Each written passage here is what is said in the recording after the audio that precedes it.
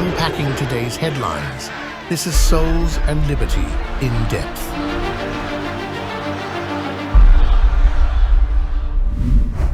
Hello, everyone, and welcome to In Depth, brought to you by Souls and Liberty in partnership with MyPillow.com. A lot of young people are trapped and snared, really, by debt. There's credit card debt, student loan debt, personal debt, but there's one debt they don't really realize that's the real threat, the national debt. It can easily seem like not a real thing because a bill doesn't arrive in the mail each and every month with their name on it, but it's definitely real. It's more real, in fact, than any other debt. Why? Well, because there's no escaping it. If you have a high credit card debt or car loan debt or whatever, there are options. You can maybe eventually sometimes pay them off over a long period of time, or sometimes you declare bankruptcy, but there is at least a way out from under, and you do kind of get to start over a little bit with difficulty, but nonetheless start over if you declare bankruptcy. The national debt, however, $37 trillion and counting, is like a cancer, and it'll kill you. There's no escape. Think of it like a credit card. You keep running up the balance while making the monthly minimum. At first, you can swing it, at first. Then, because you're paying on time, the bank gives you more credit, more ability to charge more money and increase the amount that you owe, that principal balance. The increasing balance you owe now, as we said, increases the amount of your monthly payment because the interest percentage you pay doesn't necessarily increase unless you miss a payment, but the actual size, the amount of cash that flows out of your bank account each month is increasing. Soon, you don't have as much money in your account as you used to have. And because you keep spending, charging things on the card, the situation just keeps deteriorating. So now let's shift the analogy a little bit. Let's say you come out to say you find out that your card is really being used by someone else. Credit card fraud. You're in debt for huge sums because someone else has been charging stuff on your card and the bank wants its money, regardless of who's doing the charging. All of a sudden, you can't make the rent payment because you're paying so much on the card. Groceries have to be cut back significantly. You can't make the car payment anymore. And, well, you wake up one morning to find out your car's been repossessed in the dead of the night. This is what's happening to America's young people. The national debt is a gigantic long-term debt where the interest payment has exceeded $1 trillion a year. More is spent on that interest payment than any other item in the national budget, including the military's defense. Imagine you're single, under 40, and bring home, let's say $4,000 a month. Your rent is $1,600, your car is $350, your grocery bill's around $500, and so forth. Now let's say the minimum payment on your credit card is $1,800, and that's just the minimum. You're never actually paying off the debt itself. It's there and it's not going away. And because it's so high, and you have all those other bills, there's no way to even start paying it down. You are now officially frozen financially. You're paralyzed. You can't save any money, and you can't get out from under the debt. All you can do is live hand to mouth with no end in sight. Even a higher paying job would have to pay you massively more money to have enough to even begin paying down the principal balance. Maybe get a second, third job. See, all of a sudden your time options are limited, your money is limited, your choices are starting to narrow down, and you become a slave then to that job or your second job or your third job. You need it. You're a financial prisoner. It's sometimes a little difficult to take a hardcore specific example like this and then extrapolate it to the life of a nation, but this is exactly what's going on. Older folks, will soon die out and not have the experience of the full weight of the debt because times for many of us used to be better. We were all able to save for a house and make car payments and raise a family and afford groceries and all that sort of stuff. Didn't have to make hard choices between those things. So for many under 40 today, however, well, that's not the case. Your paychecks are raided by the government. The very people who have run up that debt and personally profited are taking your limited money and making you pay for their crimes of fraud, waste, corruption, you name it. You can't just print more money. However, they can, and they do. making the existing money out there floating around worth less and less because there's more and more of it. That's called inflation. The more dollars in the economy inflates the cost of everything. Your future's being stolen from you, and it's happening kind of quietly, little by little, each week or paycheck. It doesn't quite go as far as it used to. You find yourself making a choice here or there now in the grocery store, looking for cheaper gas, going out a little bit less often. The walls are slowly closing in on you. Your financial options are shrinking. And here's the really bad news. They're going to continue to shrink. That's what the communist deep state has handed you. It's time to fight back. Of course, the communist deep state is going to fight back, as we say, in the hardest possible way. And for the moment, the only avenue that seems to be available to them is judges, who seem to be all in on this. So far, 12 federal judges have issued rulings, that's a polite term, rulings to slow down and gum up the storm breaking over the deep state. Joining us now to talk about all of this is Ron Coleman, an attorney who fights against this leftist commie crap and understands the game they're playing with the courts. Ron, it's good for you to come on. I appreciate you being on. Thank you. It's my pleasure. Thank you very much. Let me ask you first off, all of these orders from the leftist judges, are these actually legitimate in large? I know that they're allowed to issue a ruling and all that, but I mean, there seems to be some shady crap going on here. There's shady crap going on here, but they're legitimate. But as far as I can tell, the vast majority of them are probably not valid. And they're legitimate because, as you said, these are judges who have jobs. They have keys to their offices. They get robes and gavels. This is what they do. But when they make rulings and issue orders that are not valid under the law, they can be, and in this case, I'm pretty confident will be, largely overturned.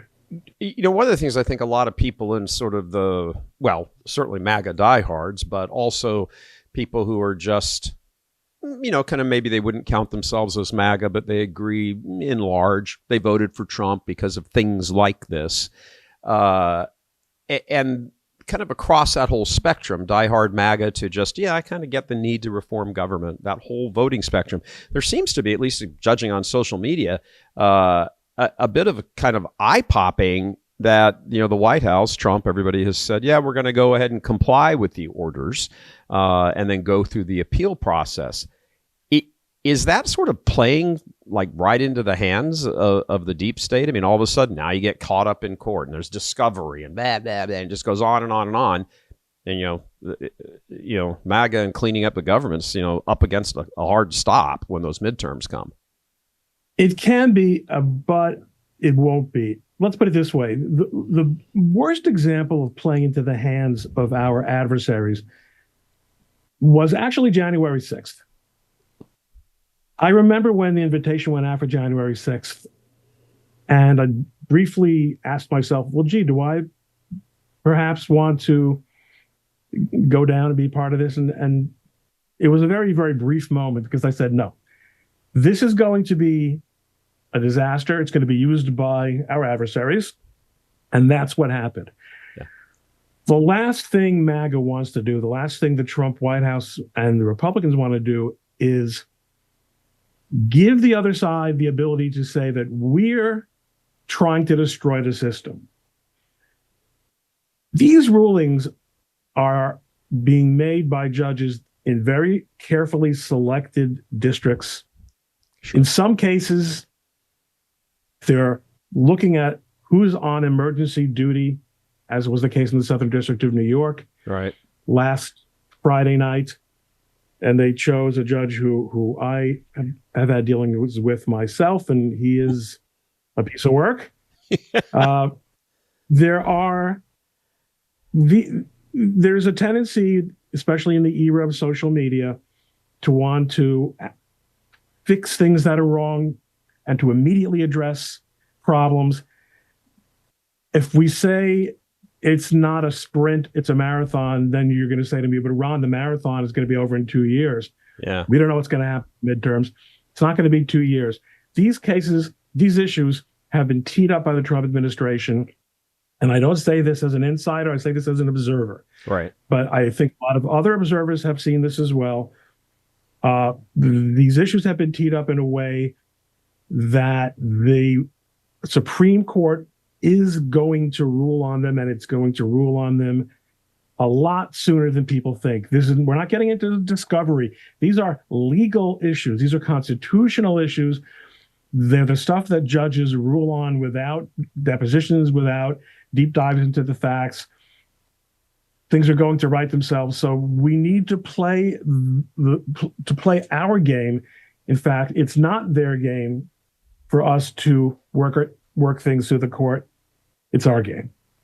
So what do you do with, I get all that, and I give it its fair credit. I think it's a fair point. If you get a Supreme Court seal of approval on it, now the wrecking ball really comes.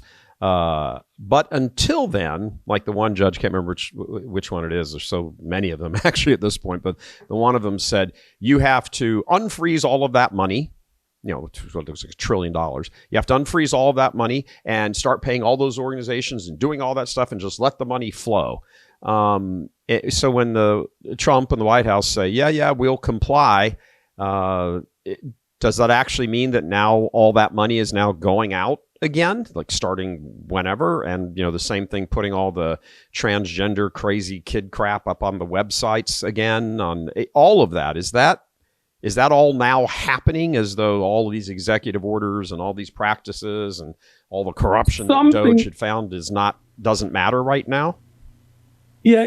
So some things are happening and some things are going to happen a little bit more slowly than others. And when you're a lawyer and you get an order like this, you read it very closely and you see what it is. You don't go by what people on X are saying. The order says, you go by what the order says. And Trump administration has gone back several times to these judges who have actually climbed down to some extent, because some of the language they've used has not even made sense from their own point of view. And again, we're really obsessed with now, and really things like whether language goes back up on a website.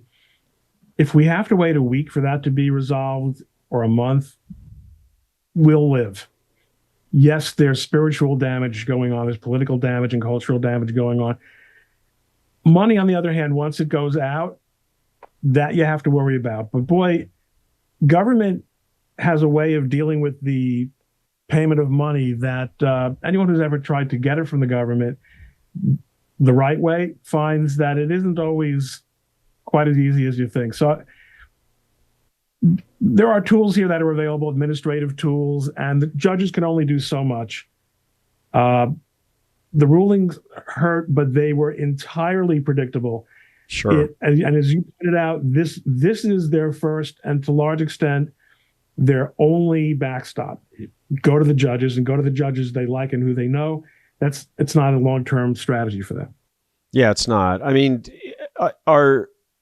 You can see the whole sort of counter-revolution, although I guess I'd put Trump and Elon and all the rest of them in the, I don't know which one's the counter and which one's the actual anymore. But you can see the sort of the deep state response. It's all these protests out in front of all the federal buildings and, their cameras and, all of that, and their speeches, and they're dragging things out with the nominee, all of it, the whole thing. It is obstructionist, and they're playing, and certainly these judges and running to courts and getting whatever it is.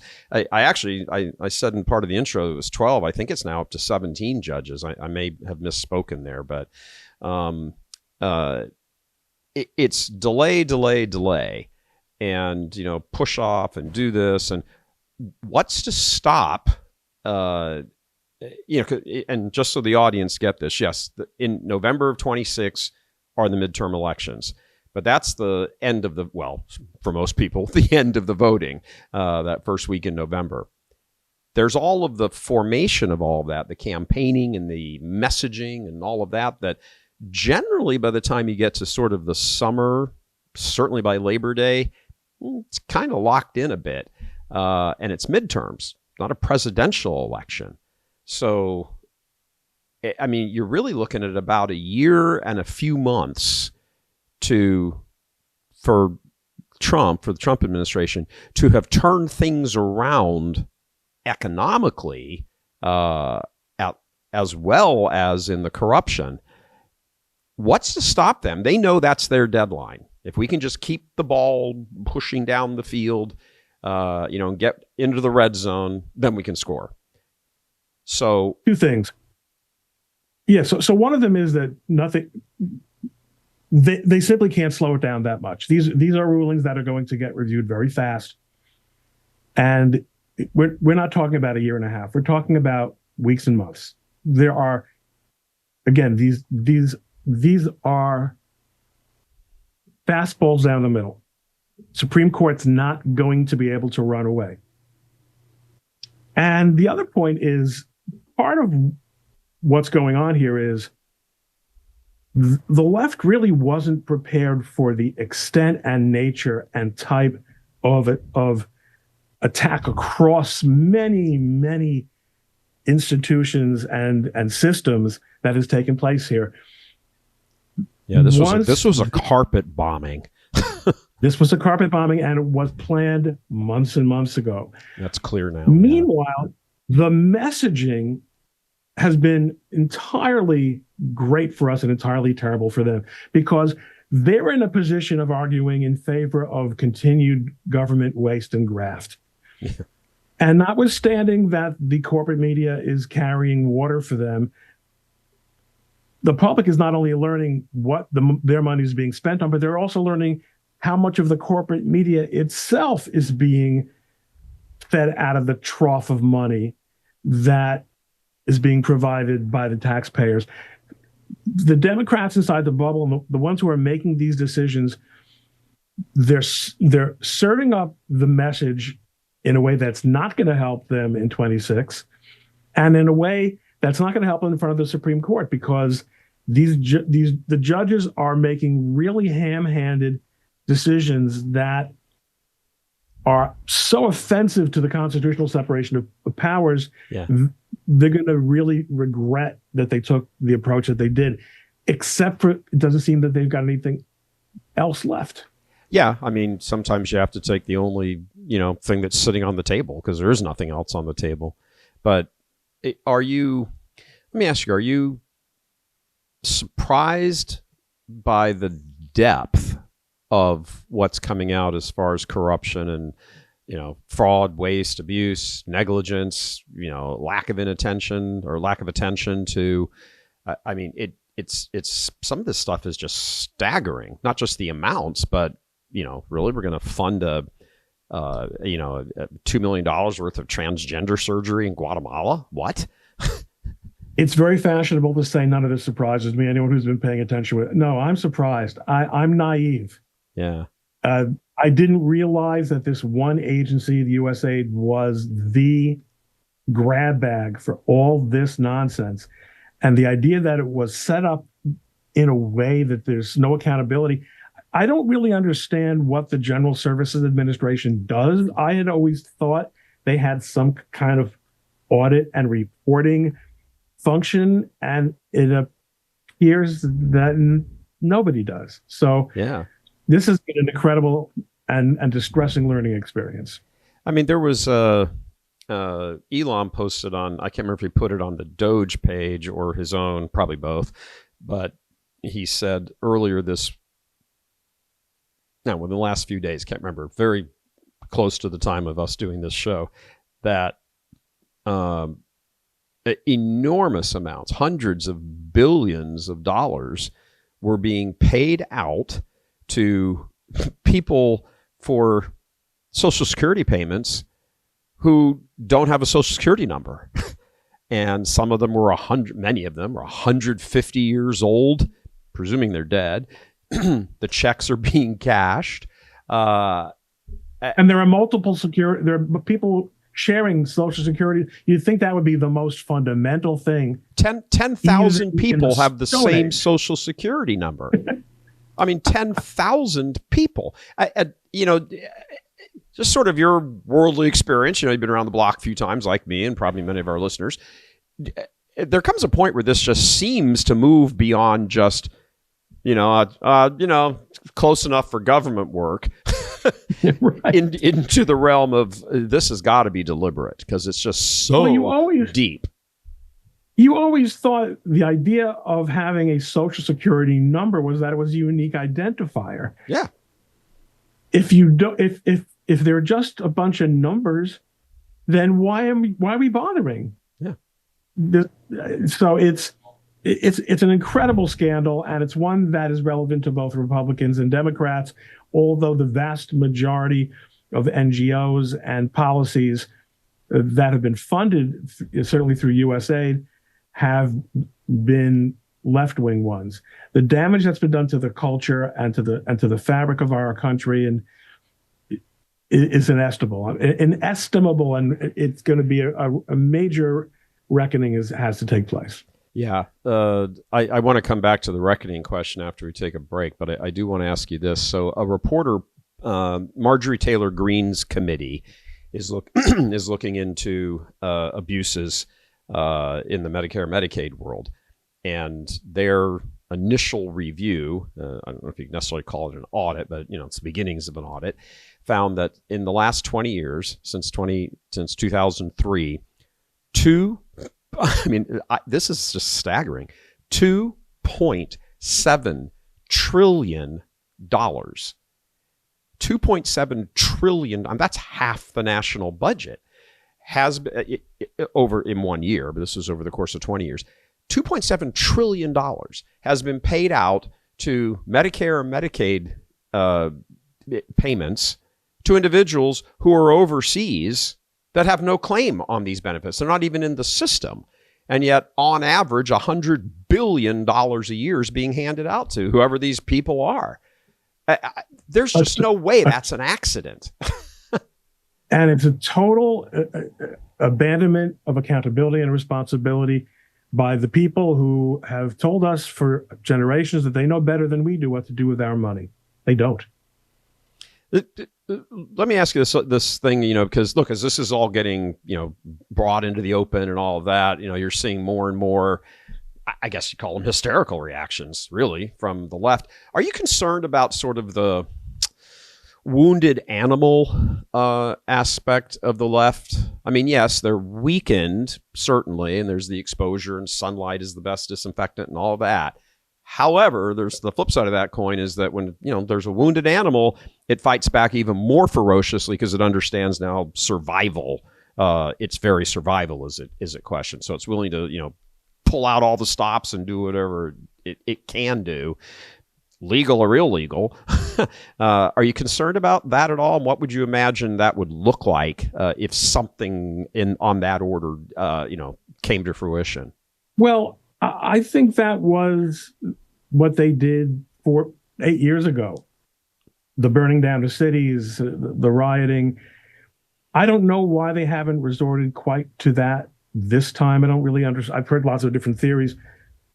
But I would say that the wounded animal, the cornered animal, that's us this time. And they're the ones who need to be concerned. It is.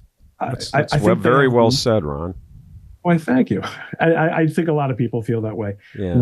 That's why it has been so severe and so unrelenting, because we know, as you said in the very beginning, this is our shot.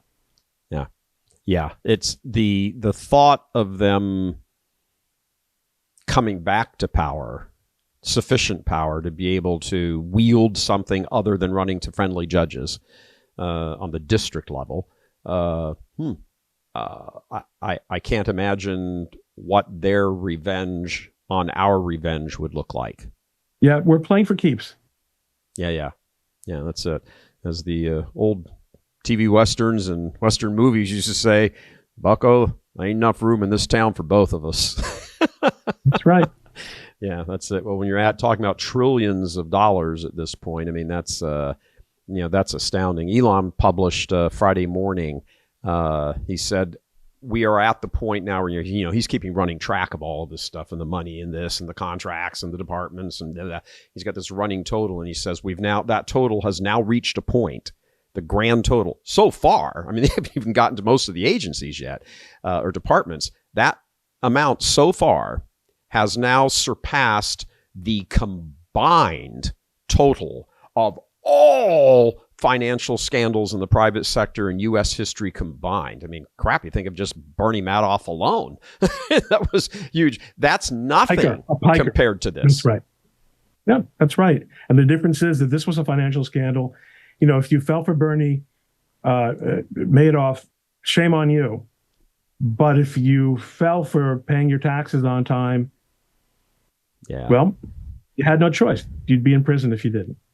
Sure, of course. It really is kind of staggering. Ron, we're going to take a little break here, just very quickly. We're going to pay some bills and ask for people to help support us. If you like this kind of information, interviews we bring you, and everything, please click that donate button and feel free to keep us doing what we're doing. What do we talk about here? We talk about the spiritual and the material worlds combining together. Why are people so concerned about all this? It's not just because they can't go buy their favorite car. There's a question of justice at work here, and fairness, and equal treatment, and all these are spiritual qualities. So this is a great spiritual upsetment that we have, and that's what we talk about here all the time on Souls and Liberty. That's why we call it Souls and Liberty. So if you want to help us, please click on that donate button, and we'll be right back right after this. I'm excited to announce that we're having our first ever mega sale on overstock clearance and brand new products. For example, save over 50% on this season's flannel sheets. Queen size only $59.98. Kings only $69.98. They sell out fast every year, so order now. Save 20% on our brand new My Crosses. They're designed in the likeness of the one I've worn every day for over 20 years. They come in men's and women's, and they're made right here in the USA. Get our 2025 six-piece My Towel sets for only $29.98. Our initial quantities are extremely low, so get them now before they go. And our best-selling standard My Pillows, just $14.98. So go to mypillow.com or call the number on your screen. Use this promo code to take advantage of our first ever mega sale. But wait, remember that $75 free shipping rule? Well, that ship is sailed, because right now, every order ships absolutely free.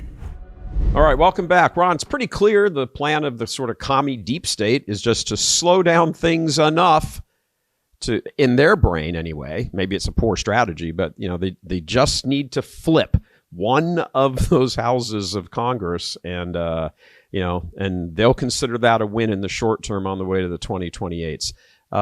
Good strategy. I know it's way out. Not asking for a prediction unless you want to offer one. But it really seems to be the only thing they've got, right? It's the only thing they've got, and it's just too far away. It simply isn't going to work. It's not a bad strategy, because, as you point out, it's the only strategy you have. And maybe the Supreme Court isn't as dependable as, well, we know it's not as dependable as we'd like it to be. Mm-hmm. Although some observers have pointed out that these are the kinds of issues, separation of powers, that do animate Justice Roberts. And he's a pretty important guy, being the Chief Justice, to have on your side on these issues. So it's not a bad strategy, but it's more like a tactic than a strategy. They don't have a strategy. When you look at another good point. When you look at their electoral bench, who are they threatening us with? Who's their J.D. Vance? Yeah. Look at we've got our own Mitch McConnell on the Republican side, someone who really should be embarrassed to still be in office. Yeah. But, Democrats basically die in office. They don't leave. They don't have, who are their stars? Who are they going to bring up? These people have really seriously undermined their credibility in the last few years, and even in the last few weeks and days. Going out there to defend government, explicit and obvious and over-the-top government waste. I don't know that time is on their side at all. It doesn't seem to make for a very, very good campaign ad, for the midterms. Hey, vote for me. I support government waste and fraud and, screwing your future. I'm like, it doesn't seem to be something that sells that much. Let me ask you how much you think the social media, has played in sort of the conversion or reversion of all this. I mean, the whole political stage has been reset. I think you probably have to give a lot of that credit, obviously, to Elon. But this is just, we've never seen anything like this in American politics before. Well, we haven't. I mean, there have been this kind. I mean, if you go back to some of the things that happened in the 19th century, there have been profound moments. There have been revolutionary moments. Cross of Gold speech, or was it Cross of Silver? Cross of Gold? No, Cross of Gold. Yeah, right. Cross of Gold. Right. Yeah. We do not crucify America on a cross of gold. There have been profound changes, but we really have grown up with an expectation that we pretty much understood how the world worked, and we were just going to continue to sort of play it out and nibble along the sides. And the change in the media landscape has absolutely been revolutionary. And Elon Musk and his fellow investors, by making this purchase, the purchase that they did of X, absolutely changed the course of history. Mm-hmm. He actually seems that there is a remote and realistic chance that in America, at least, the people will have an opportunity to reclaim their primacy in their own government, in their own political system, and over their own culture, as opposed to having all these gatekeepers decide what will be reported on, what the official truth will be. That's a gigantic change, and it's made a gigantic difference for sure. Yeah, sure. I mean, I'm a media dude. We were talking before the show. I mean, I started my career at CBS in 1983 and have been pretty consistent media guy ever since. And the idea that a media outfit that presents itself as a media outfit that takes money from the government over long periods of time to the tune of tens of millions of dollars, and then regurgitates whatever they're told essentially to regurgitate. And I don't really think there's a lot of gun holding to the heads there. I mean, I think all those media people agree with what they're being told to tell. I mean, there's just no words for it. It does explain a lot of the bias, certainly, but I don't think they're unwilling. They're just, I'll say this because they're giving us $4 million. I think they believe it, and they're getting $4 million. It's such an abuse of trust, which is really what all of this is. It's injustice writ large.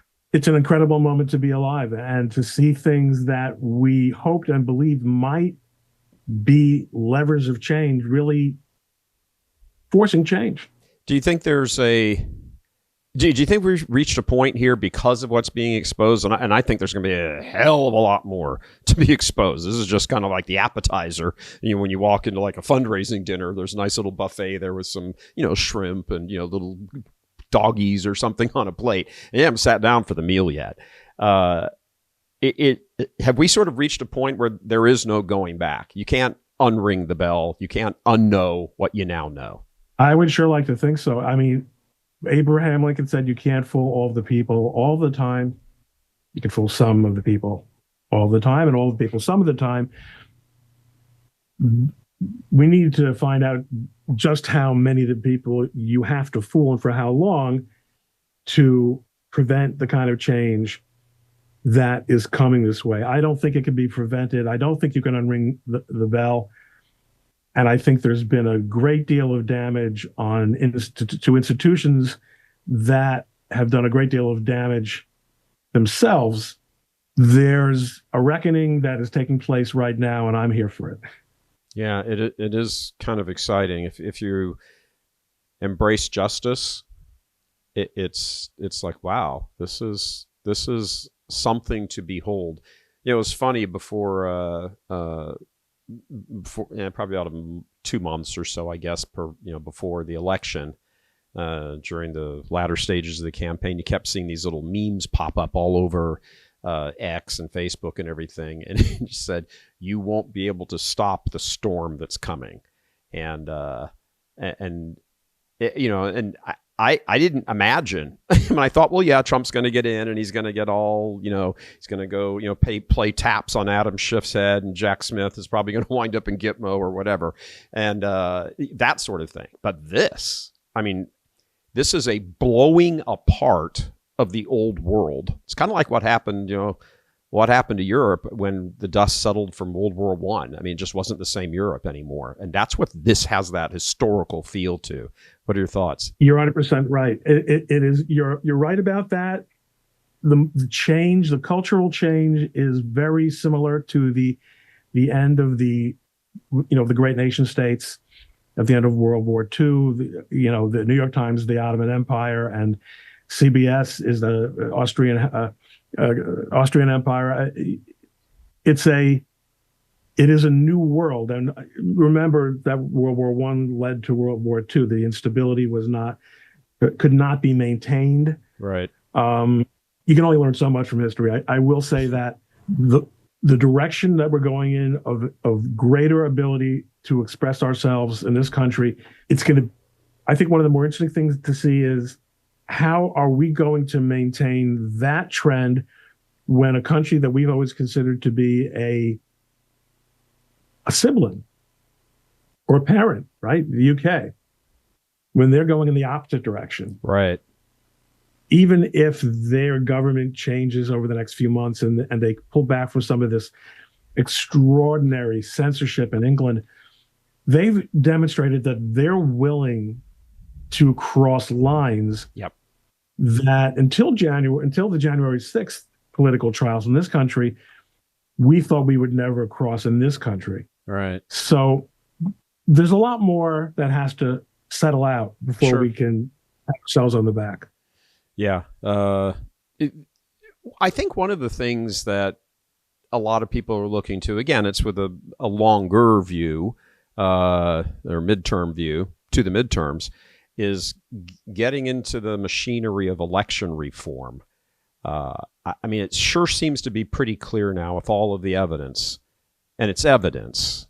And in some cases, it's so overwhelming amount of evidence that it actually would constitute proof, at least in many of it, that votes were rigged, changed, whatever, during 2020. Can you say with absolute certainty that it affected the outcome? Well, maybe not absolute 100% divine, certitude, but boy, does it raise a lot of questions. And are those questions being raised sufficient, in your opinion, that the whole election reform, fixing this, voting for like 27 years after the current election and counting ballots until, whatever, is that going to be addressed? It's interesting that it hasn't been front of mind yet politically, because I think a lot of us might have guessed that would have been one of the first things to deal with. And it's, in a way, it's kind of not only interesting, but surprising and a little exciting that they haven't. It is kind of obvious.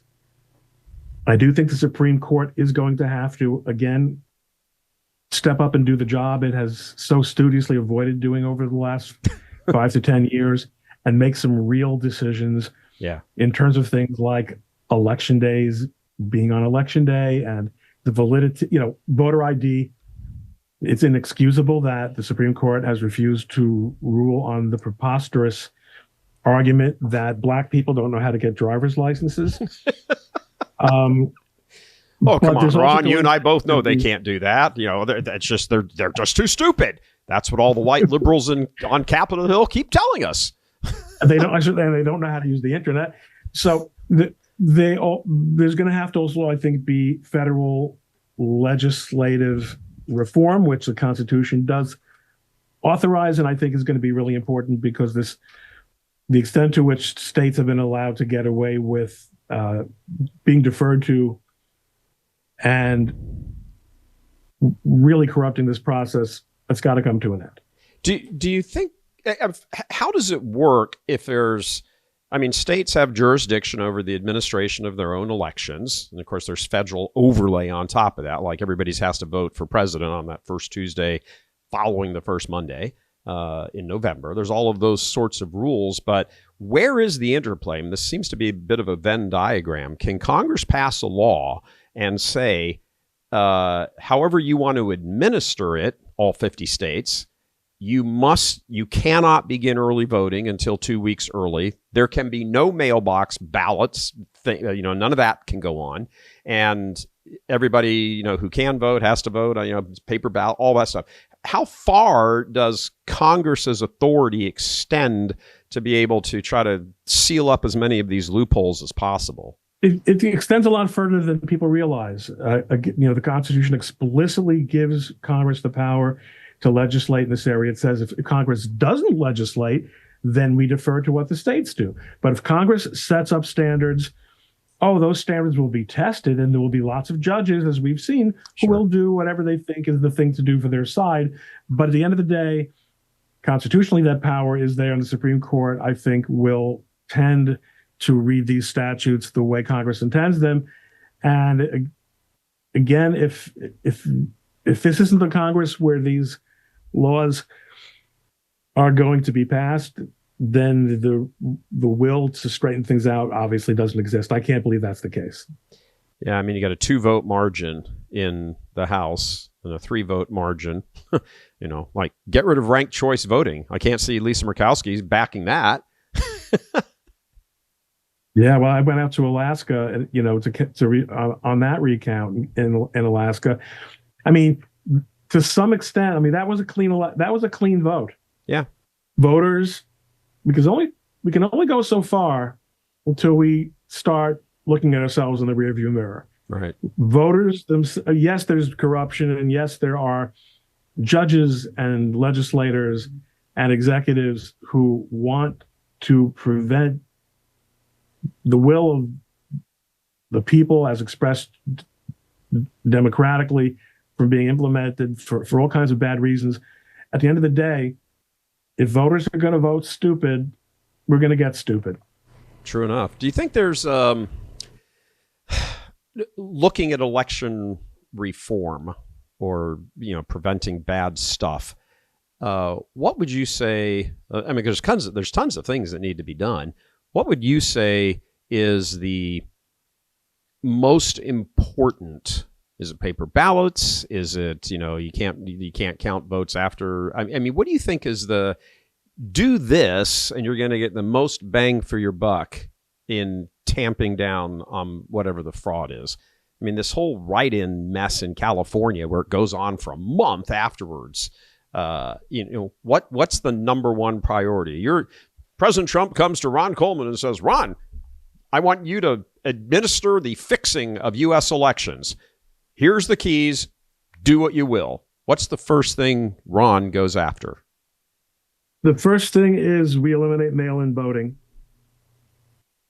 And the second thing is voter ID. Yeah. What did you think? I can live with electronic voting. I was involved in recounts in Pennsylvania or observing recounts in Pennsylvania and in Alaska. The electronic systems, when properly managed, are really very impressive. You have a great audit trail. In a way, paper ballots have been stuffed for centuries as well. Yeah. It's happened in every country that's ever had voting. Napoleon did it. They did it. Paper is not magic. People, I think, are stuck on that. But there has to be transparency that we don't have now. There has to be accountability. There's a real problem with how law enforcement has simply let itself become a bystander to local election practices. That's got to end. On this score, do you think, I think a lot of people are saying, boy, it sure seems in the face of all of this stuff with Doge and, the pushback you're getting in the courts and everything, as well as questions like election reform. And it seems like on the good guys' side that there's this growing discontent with, kind of the quiescence and the, Marquess of Queensberry rules being engaged in on like the Republican leadership. It's like, why aren't you guys out there whipping up the troops? or at least pushing back against, Maxine Waters, pounding on the door of the U.S. Department of Education. It doesn't seem like there's a fire in the belly among the GOP leadership, and even much of the rank and file of the GOP on Capitol Hill. Do you have a thought about that? There are a few things. I mean, there's a lot of. If the argument is that the Democrats engage in a great deal of demagoguery, and we should also engage in a lot of demagoguery, then I say, well, if it's politically valuable to do it, then fine, let's do it. And there are politicians who do it because that makes sense for them. But so much of what the Democrats do, the knocking on the door and the rhyming and the childish crap sitting on the floor, it's for the media, and the media doesn't matter the way it once did. Yeah, bingo. And increasingly, Americans are just tired of the showmanship and the garbage. It's not a matter of the Marquess of Queensberry rules. I mean, I will tell you this much. When I was in Philadelphia in 2020, working with Pam Bondi on trying to get into the Philadelphia County Election Commission who observed the counting of mail ballots, somebody came up with a suggestion. Well, here's how we could get around the security guards. She said, no. We're the good guys. We're here to uphold the law. And I've argued this point many times on social media, and a lot of conservatives say, that's why we always lose. Because you know what? We don't always lose. We're often disappointed because we think we ought to win more. But if you end up just becoming another version of them, but it's my bag instead of their bag, then what are we fighting for? Then let's just get our claims into USAID and be part of the looting of American society. It is always easier to be a terrorist than to be a founder. It's right. Easier to destroy than to create. We're here to create and sustain and restore a great republic. They're here to loot it and destroy our institutions, destroy our relationships with God, and our relationships with our families and our heritage. We have things that we can't afford to allow to be broken in order to save what we consider valuable. And that means, yes, to some extent, we're going to follow the rules. It also means that what we salvage will be something worth salvaging. Yeah, certainly. Yeah, absolutely. Let me switch gears to prosecutions. I think there is a great appetite that, and not just the, Jack Smith waged lawfare, throw him in Gitmo. It's interestingly enough, a lot of the lawfare questions, at least, seem to have taken a back burner. Those personalities involved, that Liz Cheney and, Adam Kinzinger and the whole bunch. That's kind of taken a bit of a back burner place now in the face of all of this fraud and corruption and $1 trillion and all of that. And people, I think rightly, they want to see people in handcuffs. And we know white collar crime always got kind of it's just white collar crime. Nobody's being killed. I don't think that's sort of the prevailing mood anymore. Well, okay. I mean, I do think there's a problem with white collar. I think we have a problem with over incarceration of white collar crimes. People going to prison for many, many years for nonviolent offenses in the federal system. But crimes involving government, the abuse of the public trust, the abuse of power, especially by prosecutors like Fani Willis. Yep. That sort of stuff, I think, absolutely has to happen. And I believe it will happen, but a lot of investigation has to take place first. So you don't want to lead with that. You want to first secure your position in the institutions that do the investigation. Make sure that Check. As little of the evidence, right? Check. Make sure that as little evidence as can be as they've destroyed as little evidence as you can prevent them from destroying it. Whatever the geometry is of what I'm trying to say. Yeah. And maybe you make a couple of deals. Maybe, so, you have to identify who it is who's going to work with you and who it is that's going to be worth having as an ally, and take it from there. So I think we're going to see that stage coming up, but not in the next 6 weeks. Right. This is a money, get all, as you're, aptly saying, get all of your ducks in a row and you want to understand. I mean, you just want to go, walk him with a flamethrower. But you do want to walk him with, handcuffs and with a list of these 17 people are not going out of here, with their hands in front of them. That takes planning. Look, it takes planning, but look, there is a reluctance to charge federal employees with crimes for doing their jobs. But there are also people, especially prosecutors, who have gotten away with murder for a very, very long time in this country. There's a lot of reform that has to take place. The District of Columbia District and Circuit have to be melted into the regular federal system. There's a Star Chamber Court that has got to be broken up. On that question, Ron, if I can interrupt you for a second, that was one of the things actually I didn't make in my notes, but I wanted to ask you: does the presidency, in this case occupied by Trump, obviously, does he have the authority to simply get rid of that whole DC circuit mess and meld it into wherever he wants? No, but Congress does. Okay. And if it doesn't, then we'll be paying for it for the rest of our lives.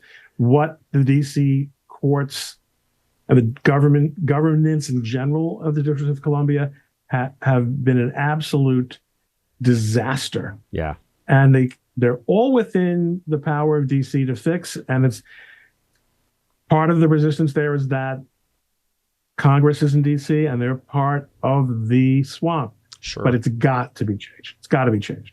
Do you know anything from any contacts or cocktail party conversations or anything like that that is an actual thought right now where it counts? Oh no, it's definitely a thought, and I'm not speaking out of school. Mike Davis, who I am friendly with, has made it very clear that there's a plan, and they're going to assiduously, the Republicans on the Judiciary Committee are paying attention to this, and it's going to be a thing. It's going to be a thing. Well, so many rulings that come out of that are, I think the D stands for deep state in many of those rulings. But that's extraordinarily good to hear. Do you get the sense that Trump is a new man? He was shot at and all this, and dragged through the whole lawfare. So, no human being could go through those kinds of experiences and not change. But there seems to be this. I'm not quite sure how to phrase it. Seems to be he's not boisterous, and none of that stuff is going on. He's very focused. He's almost quiet. Which, that's like when you were a kid and your parents are ranting and raving because, that was one thing. But when they got quiet and looked at you, it's like, oh, God, time to get nervous. That's what this sort of feels like. Oh, yeah. It's very different. He's a changed man. What he's been through over the last 8 years has absolutely affected him. The people around him are of a completely different caliber from the people who were around him in 2016. His focus is extraordinary. His discipline is phenomenal. It's just a whole new world. Yeah, it really is. I think one of the things that struck us, particularly here at Souls and Liberty, is, we're, Catholic, patriotic, conservative type outfit. I think one of the things that struck us, and certainly many of our viewers and everything, is the emphasis on religion, I mean, certainly Christianity, because that's many of them are, but nonetheless, religion, God, all of that seems to have taken, I don't know that you could necessarily say it's in the driver's seat, but it's certainly at least up there in the front seat, passenger seat. It's something that Donald Trump talks about and alludes to in a way that he didn't before. Yeah. Well, that often happens as you grow older, and it often happens as you confront mortality. And there's no question that being shot at